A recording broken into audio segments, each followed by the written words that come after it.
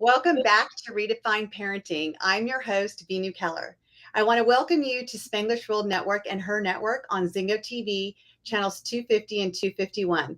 Please remember to download both Zingo TV app on respective app stores on and iOS and Android devices. While you download, make sure to rate and leave a comment. The app is free.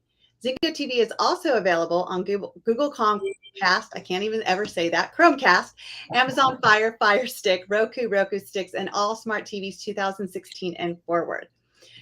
So today I'm really honored to have this amazing man as my guest. This guy has been in my life, I should say on my journey for the last 15 years, personally supporting me, mentoring me along my journey of personal growth, taking me out of my darkest days and guiding me into my brightest days. He's not only helped me, he's helped my son break boards, helped me walk on fire. This guy is just absolutely amazing. So when I was talking to him about my show and about just different journeys that we've all taken, he was speaking to me about something special that's happened to him and how he's reconciled with his son. And I thought to myself, how many of us parents have opportunities to just disconnect with our kids for whatever reason, whether it was a divorce and your child went with that parent, not with you, and that child, your child, was able to pick up the beliefs of your ex. And all of a sudden, they weren't seeing you in the light that you wanted them to see you in. And sometimes it even happens when you have adult children. For me, it happened with my son and my daughter-in-law, and there was a disconnect between us for a certain amount of time. No matter what is happening in our life, sometimes our kids just don't see eye to eye with us. They don't see the same value that we see, or they don't see the relationship the way we do. So there's times that we do need to learn how to reconcile that relationship. So without further ado, I want to introduce my amazing friend, my mentor, John Burgess. Thank you so much for being here, and happy birthday. Today's his birthday. Thank you. Thank you very much, Vinu. It's good to be here. And I got to tell you that the journey of reconciliation is a subject that's pretty near and dear to my heart for a lot of reasons. And it's kind of like I've been schooled on it, not necessarily because I wanted to, but life shows up. And I've had some fabulous teachers along the way. So why don't you take us through the journey of, what the situation was, first of all? Like, how did this happen? How when we have children and we raise them and we love them, how does this happen? Well, it happens lots of ways, but we don't know everything when we get married, right? And in my case, I thought, gee whiz, we're free, white, and 21, and what difference could model of the world make? What difference could worldview make? And I ended up being a Texas boy, marrying a young lady from Butte, Montana, and she was raised as an Irish Catholic. And there was quite a bit of difference in worldview, but it wasn't really expressed, and we didn't bring it out and discuss it. It wasn't like we had a logical discussion when we started just to see what are your values, how do these things line up, and so we raised our children Catholic, but our marriage really wasn't founded right, and after about 18 years, it broke up, and there were a lot of differences in the way we lived and what our expectations were of each other in the marriage role. I've learned a lot about things like that since then, but pain is a terrific teacher sometimes, and you just don't want to repeat some of those things. So about Thanksgiving, we got married Christmas time in 1970, and our divorce was final just about Thanksgiving in 1988. And there was a split. The divorce was final 2 days or a week before Thanksgiving, and my mother died 2 days later. So it was a tough time. And I ended up getting relocated to California here out of Texas. I'd been an engineer there. I came out here to be an engineer for Disney as an Imagineer, and I did theme parks. I had virtually no contact with those kids at that time. The oldest was about 11, and that's where I've had the most success. in reconciliation, and the other two are still out there somewhere. I know where they are, but out of respect for them, I let them pursue their own path because they have to find a way back, and I'm open to it, but they have to. There has to be some willingness on their part. There was a lot of poison in the relationship from my ex-wife and her mother, and it's taken a while to overcome that and to gain some trust and faith. About 20 years ago, through one of the trainers at Robbins, somebody said, "Meet me up at Saddleback Church for a service on a Sunday night." And I've been a Christian since 1956, baptized and the like, but never practiced in this way. And I got introduced to a different way of life at Saddleback Church. The big difference is that the Rick Warren, who just retired yesterday, believes in practicing the Christian faith, not just about reading and studying the Bible, but as it says in James, don't let yourself be deceived by reading the word. You got to go up and do what it says. It's like the application. Like no matter what we do in Oh life, yeah, we can read it, we got to apply it. And it starts in small steps. Well, do I trust him here? Do I trust him there? And the him is God, and I believe in Jesus as my Savior. Well, so about 4 years after that, Lori and I got together and got married. And about 6 weeks after that trip, after the honeymoon, they had me in training we were going on a trip to Scotland. They said, "You're going to need this skill." What is it? Well, you're going to have to be able to talk about your faith. Really? Yeah, not me. No, that's somebody else, no. So they put me in this training with this guy, and I ended up using it on that trip just in time, whoa. And that's been that was a magical experience.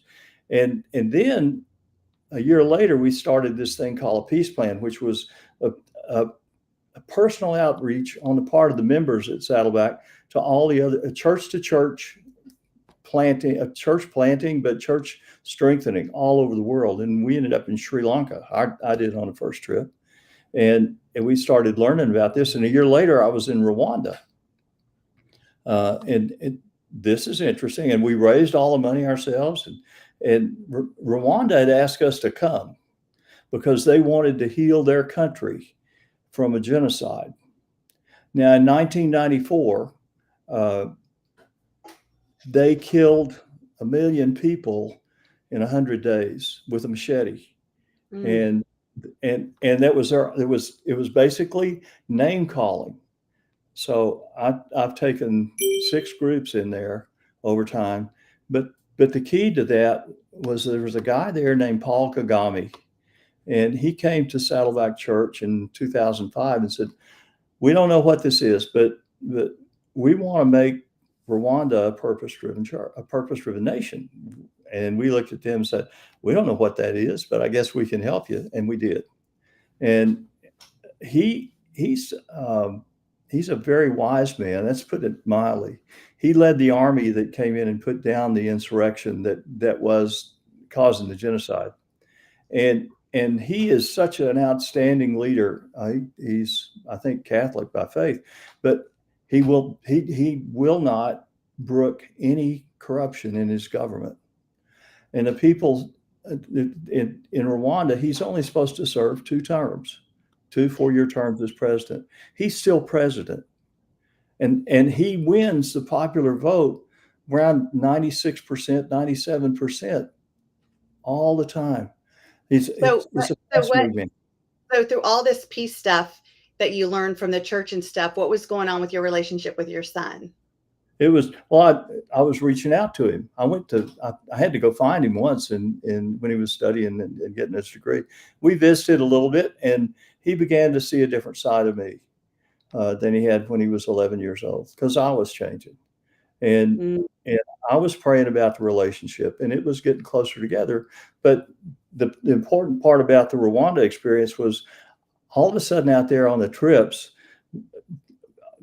there's an evil presence that didn't really want us to succeed. And I saw it face to face, and I saw it in our teams, and I saw it in the people. And we found I learned to rely on the information that and the stuff that I'd been taught out of the Bible. And all of a sudden I found there's some resources for reconciliation, and they're apparent and they're easy to find, but we don't use them. It's really fascinating. Rick Warren, about 2002, came out with a book called Purpose Driven Life.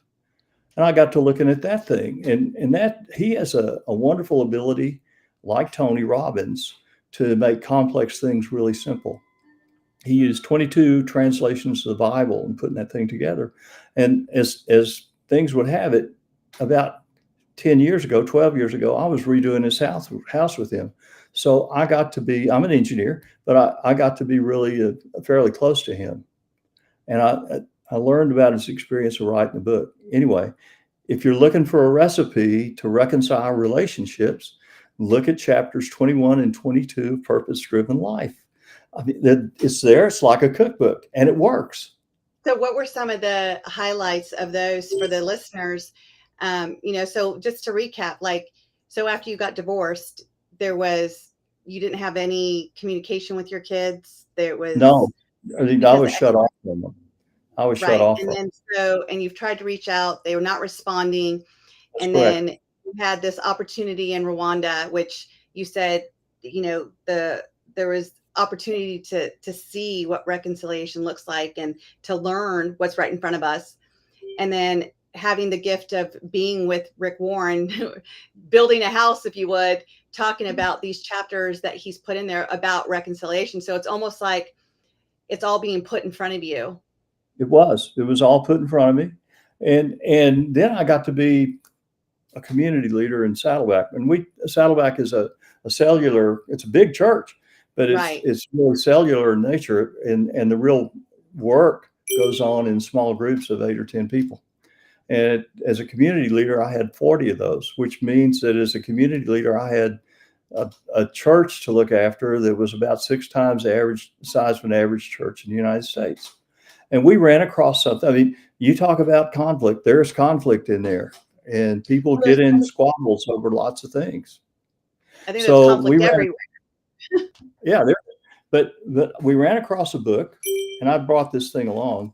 We ran across a book called Peacemaker by Ken Sande. Now, Ken was an engineer, and he went out on a construction job and saw all the conflict that goes on in a construction site.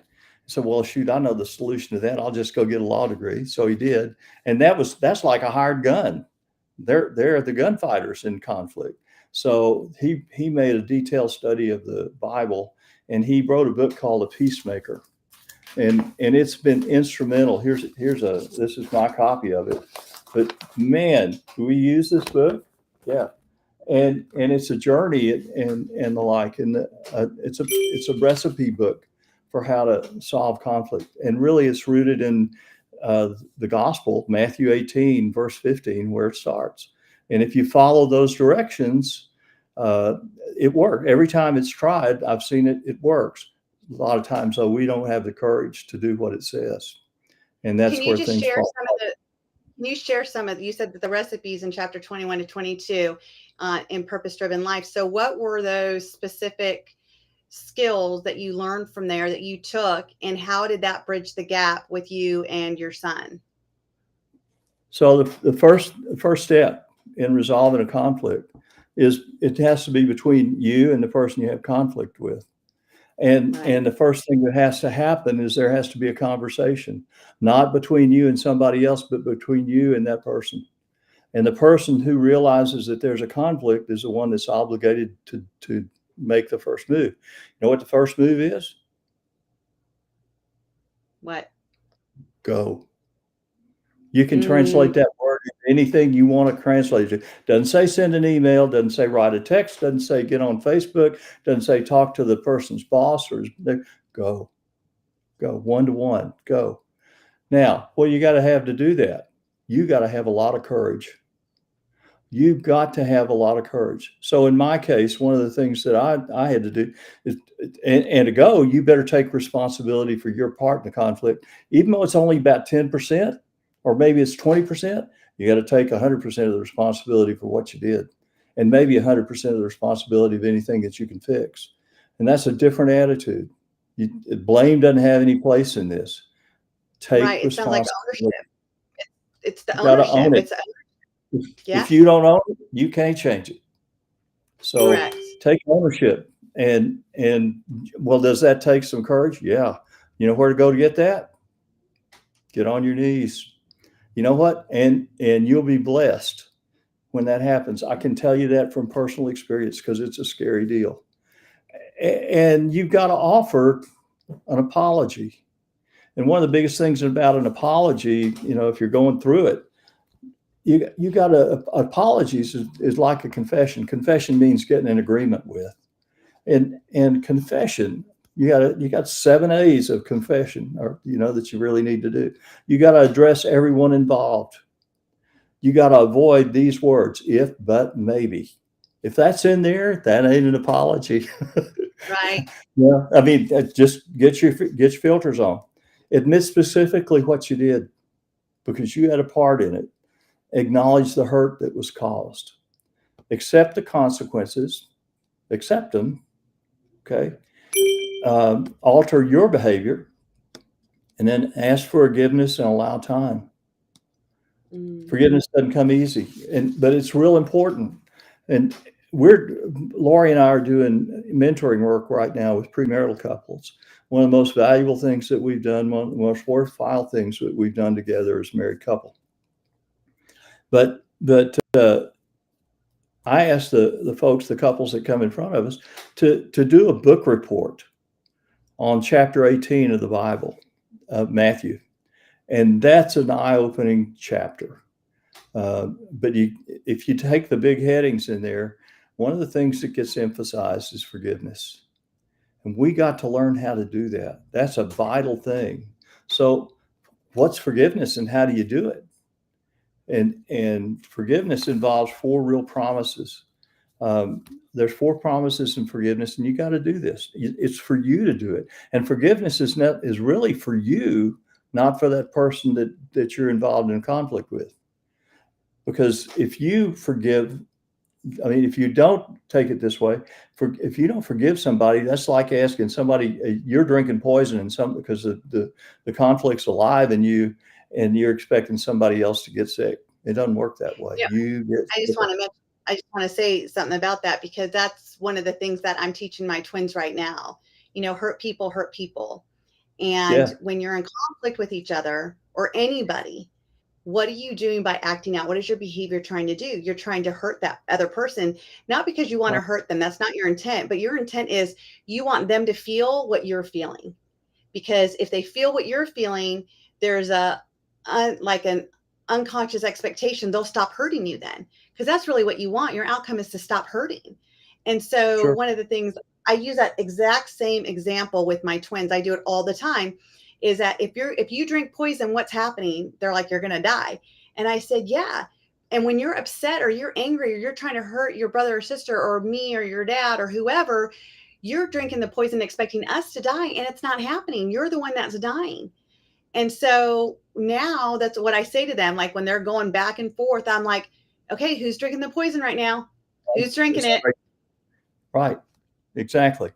So there's 4 promises that we found that work with forgiveness, and they're not all easy to keep, and you may not feel like they work the first time, but you got to keep after it.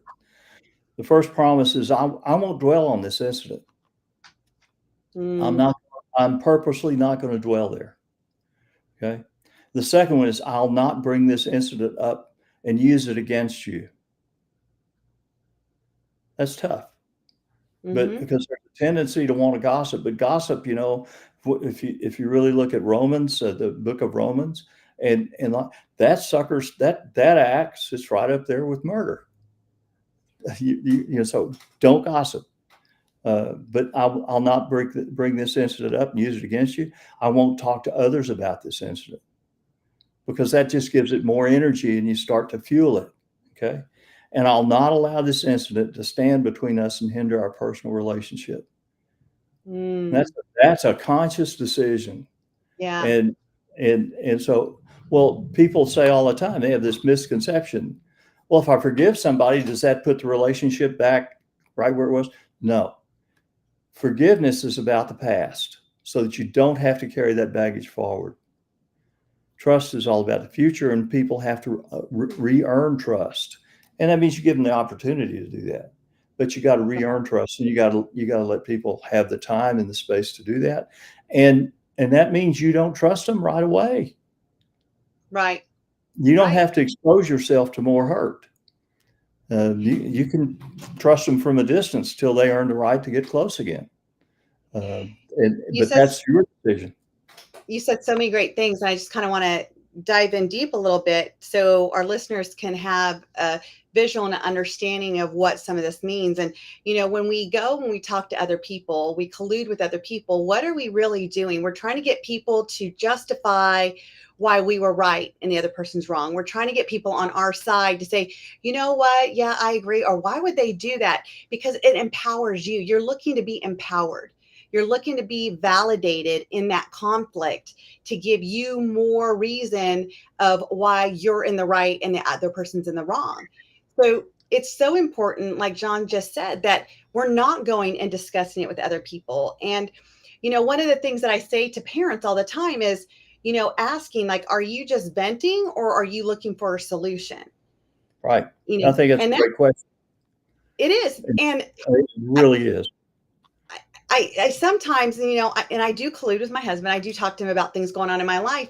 And yet I tell him, I'm like, I'm just venting. I'm not looking for you to validate me. I'm not looking for you to make it better. I'm just like getting it off my chest. I want to hear myself say this out loud. And Yeah, then I want to go within and say, where's my ownership? Because that's really where conflict starts to resolve that conflict when you exactly. can sit back and take ownership. And I just want to share a brief story. I have older boys. They're adults. My one son is married, and a couple years ago, almost 5 years ago, they had my granddaughter, and about a year after she was born or so, his wife and I got in a huge argument, and it really hindered my relationship with my son. I wasn't seeing my granddaughter, and I was like seeing my granddaughter like once, twice a month, for the whole weekend. And now I wasn't seeing her anymore. And my son felt he was in between. Like, do I take my wife's side? Do I take my mom's side? And he felt like there was just this big tug of war. And to be honest, it wasn't his fight, it was mine and hers. And you said that in the beginning, is like, you got to own it's between you and that person. That's That's right. it. There's no one else involved. It's you and that person. And, you know, I sought out help, not to talk about it, include about it, because I really wanted to see what was my blind spots. What was I not seeing?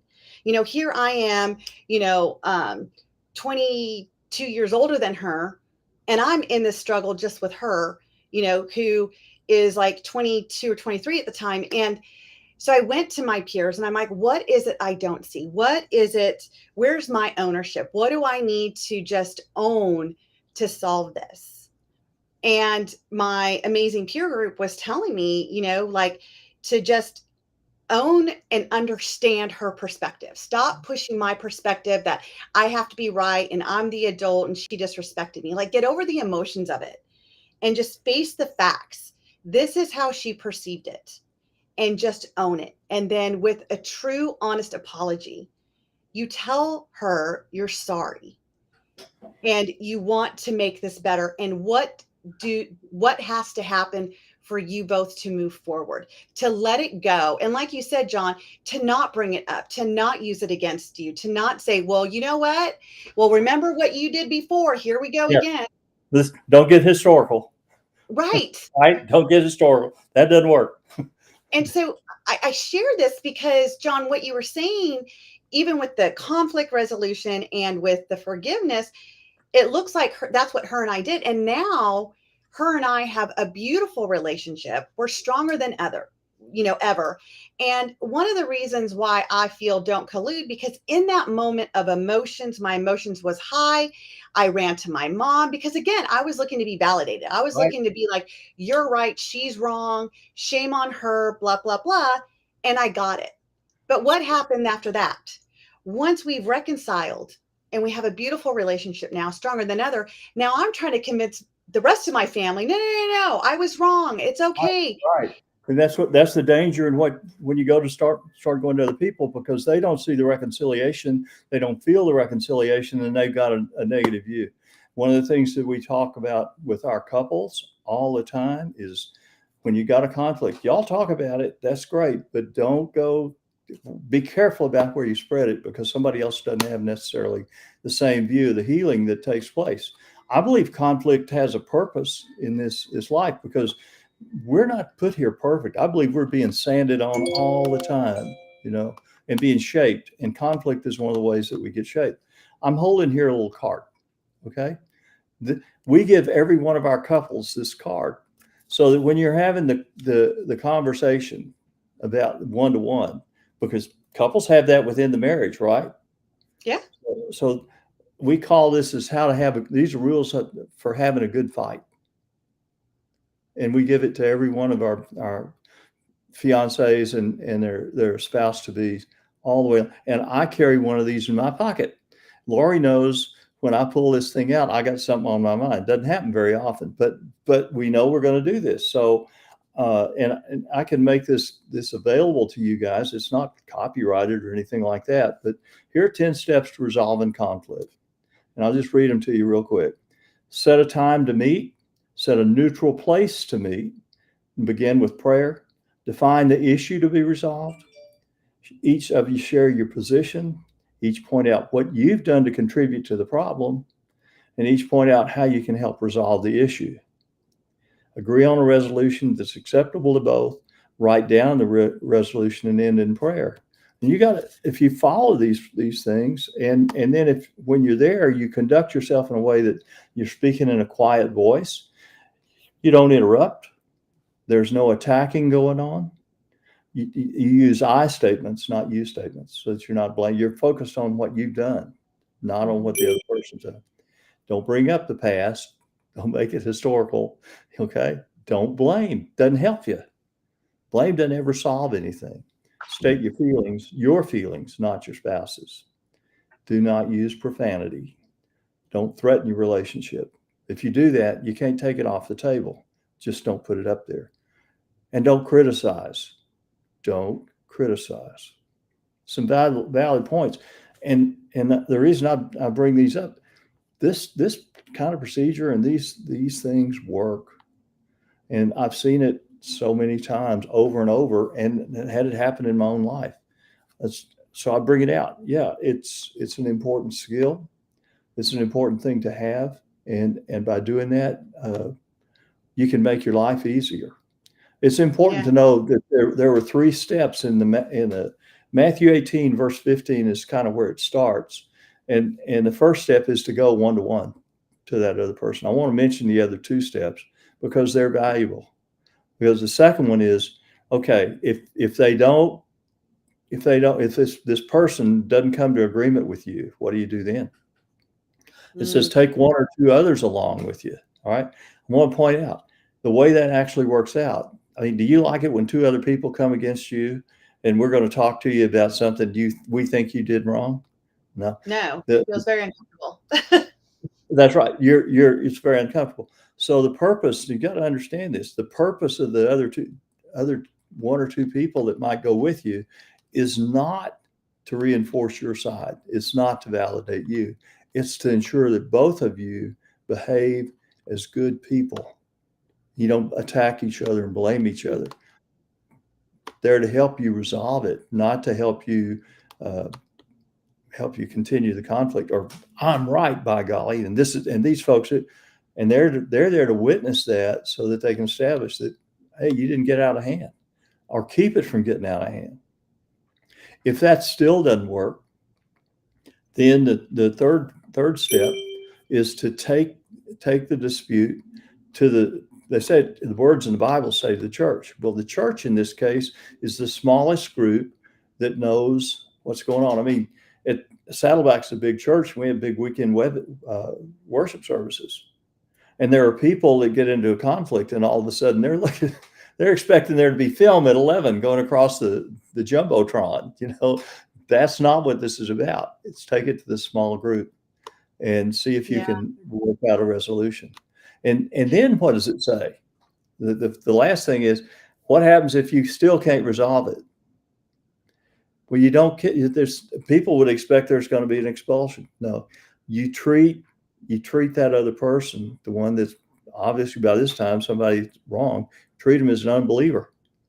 Well, how do you treat unbelievers? You go love them and you pray for them and you welcome them into fellowship and you work with them and let them change their lives, accept the changes as they go along the way. Procedure works. Right. It takes time and courage to do it. So there's a couple things, and I just want to say, because I love that my TV show is worldwide, and there's different religions and different beliefs, and what I love about John is that he's firm in his faith and his belief, and there's other people here that are listening that are not that faith, but if pray to somebody, like, who do you get your wisdom from? Your God, however you see it. And I just wanted to mention that because there's some people that just have different views, and I want this to be applicable to everyone that's listening to this.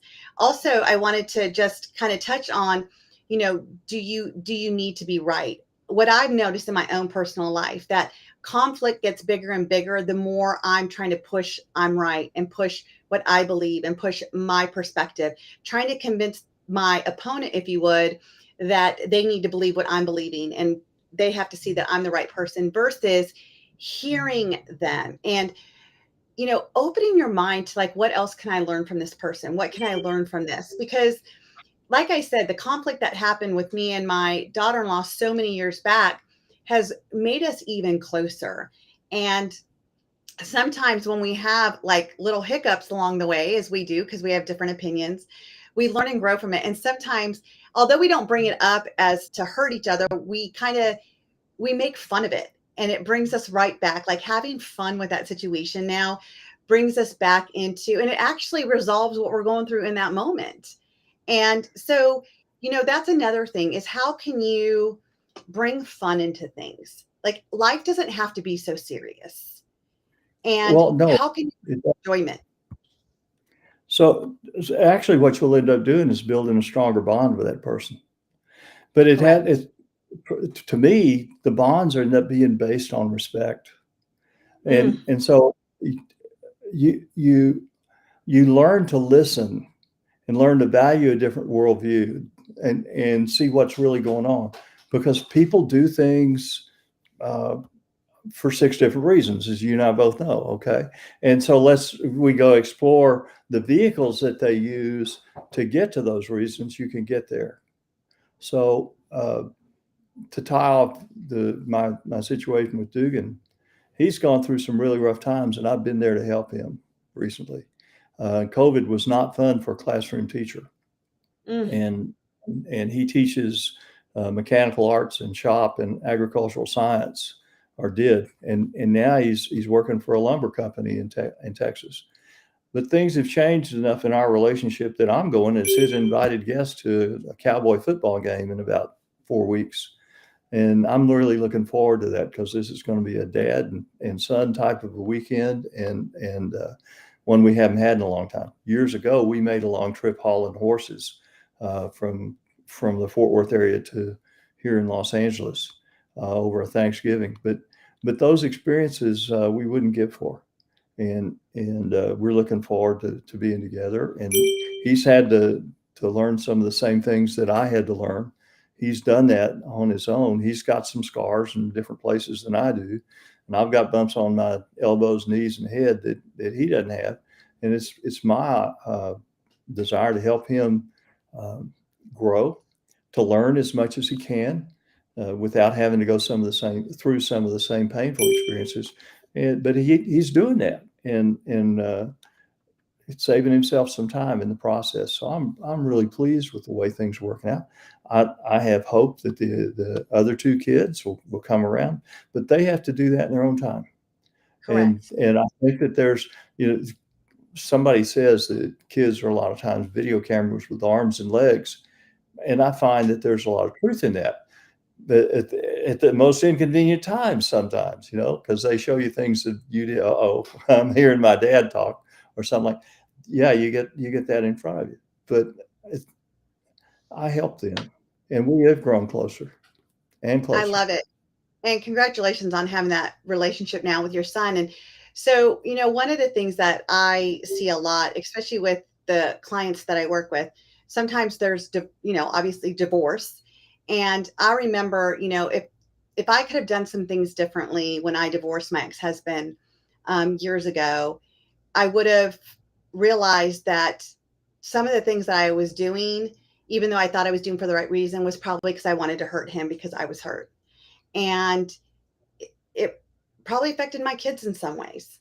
Yeah, And so that's one of the things that, if you're listening and you're divorced, what could you do differently? It's, see the other person. Like if you took away all the pain in between that marriage, why you're divorcing, who's right, who's wrong, and you just asked yourself, what would have to happen for us to work together to bring up these kids to be the best kids that they can be, to be healthy, happy, and independent? What could we both do? What conflict needs to be resolved? Because your kids are not a pawn. Your kids, we use our kids because we think like, oh, we both have this emotional connection. So I want them on our side because, again, you want to be validated. You want to know that your side was right. And we can't use our kids to do that. It's that's not respecting their where. purpose. Right. It's respecting where are they at and what do our kids need right now? Sometimes our kids need the mom and sometimes the kids need the dad and sometimes they need both of us because we all have different views on their life.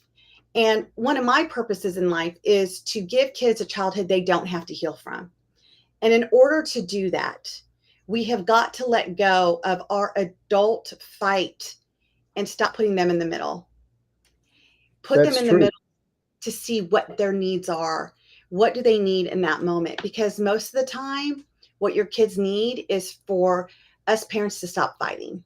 It's to let go of the energy of negativity and blaming and shaming and having to be right. And maybe using some of these, skills that John has been speaking about. Where's your ownership? Don't go and speak to everybody else about it. It's between you and that person and coming to some type of agreement that you both can adapt to. And it doesn't mean that it has to be comfortable. It's not everything you want, but that's where we start to compromise. And that is where we start to resolve this conflict for our kids and not poison them against the other parent. It's what you said is correct, um, and we need to look at ways to do that. And peacemaking is something we're called to be. We have to learn that. That's not something that's inborn. We get to go learn that. But one of the things that helps and along the way is having a script that works. And I would mention reality bridging, as Yes. a way to do that. And that's that. It, there's such a thing as postures of leadership. And you can come to people on an equal basis, or you can come to them with you being the superior and them being an inferior, or you can come to a conversation with it, put them in a superior position and you be inferior. And I invite people to and use the very deliberately use the inferior because all of a sudden you're not your point of view is liable to get across a little better. Uh, Yeah. and you invite somebody to give you some help and help you understand some things. And then from that inferior place, I really tell them how much you value the relationship, but you're misunderstanding something. And that you give that other person, um, a better place than they deserve to stand. But give them a good place to stand and say, I really value you. I value you. I value our relationship. But I'm having trouble with the way you're expressing yourself right now, understanding how that really works. And I know you care. You're here. Okay. I know you care about me. I know that. Can you help me? Use those. Can you help me understand this? I need to understand this in a different way, and then be open to understanding it. This is not some kind of. I want to try to understand really what's going on with you. Not many Right. people ever ask you that. Yeah. What's Help me understand this. When it's coming across the way we're communicating right now is not effective. What for me, or I'm misunderstanding it. Can you help me get a different meaning? How can we do this differently so that we both show that we get a chance to regard each other in the way we really want to? Yeah, I love that. And I actually do that a lot with my kids. I do that with my husband. And it's okay, help me understand what you're saying through your eyes because apparently I'm missing it. I'm seeing it in a different way. So I want to see it from your perspective. But I love Exactly. the postures. I'm an instructor for Joseph McClendon III's Neuroencoding Institute. And as an instructor, that's one of the first classes I taught was the postures. And I would invite your listeners, if you want to really understand this, get a partner and just do this exercise where one of you comes in superior and the other one is inferior. And just for a few seconds, come at them and then ask them, how did that feel?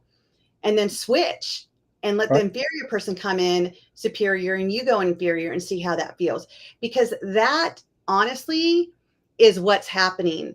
I've never seen a conflict last when both people are coming in as equal. I've never, because there's no, I'm better than you, I'm right, you're wrong, because that's all superior. And the inferior person, when you come in as an inferior person, it's almost like you've lost your courage, you've lost your voice. You're just going to sit there and be that whipping post and take it. And you don't know how to get your voice even there because that person's so overbearing. And I'm going to tell you, this is huge on communication skills. Like this is like communication 101 that I wish I learned years ago. And John, you know me for a long time. That was one of my areas of growth for a long time is that when I would communicate, not even being cautious of it, I would come in very superior like because I didn't know the difference. I didn't understand that's what I was doing. I thought I was just coming in to make a point, and instead, I came in as if I knew it all and no one was going to tell me. And so when I made that shift years ago, that was so pivotal.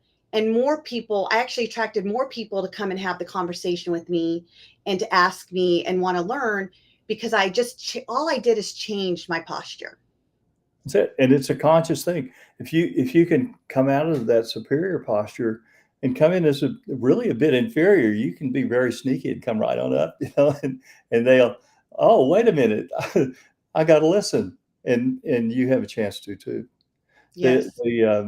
Let's see, the train left the station here. Just a second. I got. Well, you also were talking about like the reality bridge, and I love that too because this is a skill that I got to learn years ago, and it has been also another pivotal thing. And you can use this with your kids. It doesn't like I will tell you, I have conflict all the time with my twins. A conflict is we have a disagreement. It could be about their room. It could be about what they want to eat for dinner. It could be about the scheduling, bath time, whatever. And the minute it starts to escalate, it's to appreciate where that. And this also gives them an opportunity to have permission to feel what they feel, to not wrong them for feeling mad or not wrong them for feeling sad. It's like, you know what? I appreciate that you are not happy with my decision right now. I get that. And you know what? If I was your age, I probably would feel the same way. And it's that magic word and not but. Yeah, you're right. Now there's another dimension to this conflict business, and that's time. Mm, And it's important to allow time and allow that other person to do whatever they need to do. But by the same token, conflict from your standpoint, if you're aware of it, uh, don't let the sun go down on your anger. yes. All right, get after it, and let's try to do what you can to resolve the situation. It's kind of like if you let the thing fester, and stick it off in the closet somewhere, just put it in there. You know, You go back there in 2 weeks, that sucker's really big, and it'll come get you. It grows teeth in that length of time, and so mainly it happens in your mind, but or my mind. But go ahead and get rid of it. Get it resolved. Get it resolved. And when you decide to resolve it, I mean, let it be resolved. This little pamphlet, I'll send it on to you so that you can see it. But it's pretty neat. That little diagram down at the bottom, those are that. Who would have thought that suicide and murder are opposite responses to conflict, and they're on this continuum. Suicide is the ultimate escape, and murder is the ultimate attack. And those are not good responses to conflict. But if you decide to, the reason I mention it is in these responses, there's a lot of things that are in there. You can do litigation, you can do an accountability kind of a situation. You can run, you can go hide if you're trying to dodge a conflict. But you can also decide to either not acknowledge it or overlook it. Overlooking it is not the same thing as not acknowledging it. Overlooking, you've made a conscious decision that this dispute is not big enough for us to get after. Okay, I'm going to overlook it, but don't go stack it back in your back pocket and say, "Oh, I'm just not going to pay attention to this right now." Okay. I think, John, one of the issues that people have is that we hear for so long that time heals all wounds. And so I think that people get this feeling that, okay, if I just ignore it, it's going to go away and time will heal it. And, time does give us opportunity to stop and reflect and to get out of the high emotion before we go in and, attempt to resolve it. So, having some time, but what I'm hearing you say, John, is like, don't just give it time after time and think it's going to go away. Like kill the baby while it's a small monster and it's not a huge monster. And, a lot of people try to get away from conflict.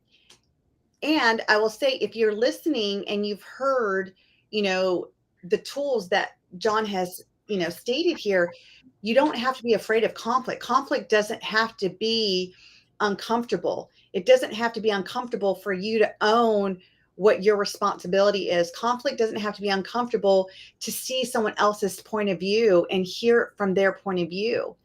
Conflict doesn't have to be scary if you're both coming in as, equals, or maybe, like John said, a little bit inferior, to allow that person to feel they have the floor, they have permission to talk, and you're not going to overtake them and you're not going to overdo it. There's no reason to be scared of conflict when there is resolution. And that is what reconciliation is. It's bringing back when you've created such a big gap between you. And it doesn't have to be your child. It can be the relationship you're in with your spouse, your partner. It could be in business. It could be a friendship. Anytime you have that space and you feel uncomfortable because you have a genuine love or care for that person, it's like John says, don't let time just keep going by. Go in, because you know what? There has been so much, especially since the pandemic. I don't think anyone has gone without feeling death. Death became a reality for the entire world when that pandemic hit. And if we learned anything, we know that time is not promised to us. We don't get a second chance to say I'm sorry and to mean it and to know what sorry really means. And my kids came to me the other day saying, we were talking at school today about sorry. You can't be sorry without the actions. And I say, you can't be sorry without the awareness of what your responsibility is, so you don't do it again. Don't say sorry and keep doing it. That's not a sorry, No, you have to make a change. And I think the shorter the time interval is from the time you become aware till you actually start doing something about it, the better off you are. Taking some action is better than taking no action at all. And don't deny a conflict exists. You do that at your own peril. And denial is really the lowest form of escape in the situation. But it won't work. Reconciliation, we haven't been clear about how we define that. Reconciliation, I think, doesn't mean that you're going to solve the issue completely. I think what that really means is that you're going to try to work to remove the emotional sting. Okay, let's get rid of that, and then we'll work on the resolution. You want to make sure that if you're going to bury the hatchet, it's not in each other's back. Right. I like that. Reconciliation doesn't mean that it's going to take care of the conflict. No, but it does. But you are going to take the angst out of it, Right. and then seek each other's help in resolving the issue that got, or the apparent issue that got it there. Might be something else that actually caused it, but you're open to it, and you don't want to exist that way. It's basically the bridge. It's the bridge to resolving. It doesn't mean that it resolves. And I like that because it also brings that gap closer together. It doesn't leave so much tension in there where it's unresolvable and more more emotions get filled in there. So then, it pushes farther away. It's like, go ahead and, you said it in the beginning, step one is to just go towards the reconciliation, go towards the bridging that gap. Right. Go. And go means go. I mean, I've looked it up in, I guess, 14 different languages. It still kind of means go. Don't write a letter. Don't write a note. No Facebook posts. Okay. We're not sending a letter to the chairman of the board or something like that. Go see the person. It's up to you to do it. And it takes courage, and you got to be able to you have to step out and do it. I'm reminded of the Desiderata that was a piece that was written. You can look it up. But one of the things, the tenets in there is go placidly amidst the noise and haste, and appreciate the world as it is, because it's unfolding like it's supposed to. But one of the things it says, as far as you in there, one of its tenets is, as far as you can, without surrender, be on good terms with all men and all other people. So without surrender, be on good terms with all men. Right. You're a child of the universe. And that's amazing. I've seen the saying is that forgiveness doesn't mean that you agree that you are wrong. Forgiveness isn't even for the other person. It's for yourself. It's to relinquish the poison that you drank, right? It's to just get rid of that. And so correct. So John, we have like 1 minute left. What would you want to leave our listeners with? And, I just want to thank you for your time, for being here and sharing your point of view and how your faith has really brought you into this, and you're able to spread your word to other people. So what would you want our listeners to know? Respect others as much as yourself. Respect yourself.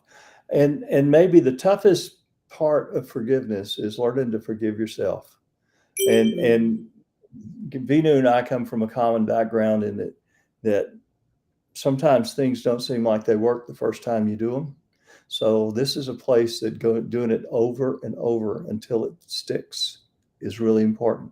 And you'll find the more that you do these things, that you make these 4 promises of forgiveness, that I'll not dwell on this incident, that I'll not bring this incident up and use it against you. I won't talk to others about it. I'll not allow this incident to stand between us, our personal relationship. If you feel an emotional prick someplace coming down the road for an old thing, bring it up and make sure that you go through those promises again and again and again. And over time, the pain does go away. Yes. Thank you again, John, for joining us. And as the listeners always hear me say, continue to be more curious than you are critical. It changes everything in a relationship. Thank you so much for listening to our show today. The show can also be heard on Spanglish Radio Network. Please check out www.spanglishworld.ca for all the news and programming. Spanglish World, watch it, hear it, read it, download it, and live it.